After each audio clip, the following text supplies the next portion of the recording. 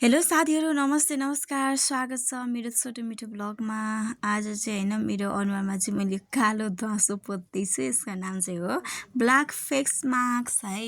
यो चाहिँ अनुहारमा लगायो भने अलिकति सफ्ट अनि नरम चाहिँ बनाउँछ है। सो मेरो अनुहारमा चाहिँ अब बुढेसकाल लागेर होला, चाया पोतो डन्डीफोरले चाहिँ घेरिन थालिसकेको छ क्या। अब चाहिँ स्किन केयर गरेन भने चाहिँ चाँडै नै कालोपन आउँछ जस्तो लागेर चाहिँ है। सो मैले हुन त होइन कति धेरैको खर्च गरेर पनि मैले यो फेसको लागि चाहिँ गर्छ क्या, तर कहिले जाँदैन क्या, कहिले गएन।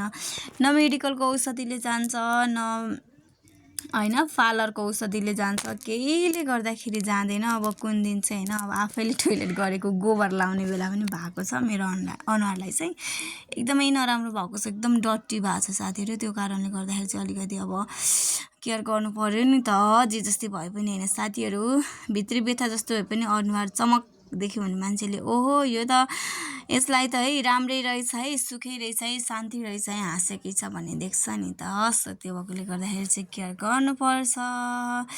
अनि मैले सँगसँगै अनि मैले चाहिँ मेरो सानो भाइलाई चाहिँ पनि लगाइदिनु पर्यो भनेर बोलाएको, त्यसले चाहिँ टेरिरहेको छैन कि होइन त्यत्तिकै होइन। अब थोरै छ नि त, सकिन लागेको थियो, अनि अब सकाइदिउँ भनेर चाहिँ भन्ने हिसाबले चाहिँ लगाइदिनु पर्यो भनेको।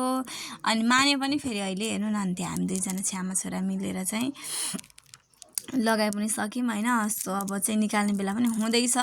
उसलाई चाहिँ हतार भएर चाहिँ निकाल्दाखेरि कस्तो हुन्छ भनेर चाहिँ एकदम हतार भइराखेको छ होइन। अनि त्यो भएकोले गर्दाखेरि चाहिँ अब हामी निकाल्न गइरहेका छौँ। अलिक नसुकेको कारणले गर्दाखेरि चाहिँ निक्लेकी छैन। सो एकछिन सुक्न दिन्छौँ, त्यस पछाडि चाहिँ नि फेरि हामी खोल्ने नै छौँ हाम्रो अनुहारको मास्कलाई है साथीहरू। अनि सबैजनालाई म के भन्न चाहन्छु भने मेरो चाहिँ होइन युट्युब च्यानल पनि तपाईँहरूले सब्सक्राइब गरिदिनु ल। धेरै छैन, भर्खर 100 पुग्दैछ।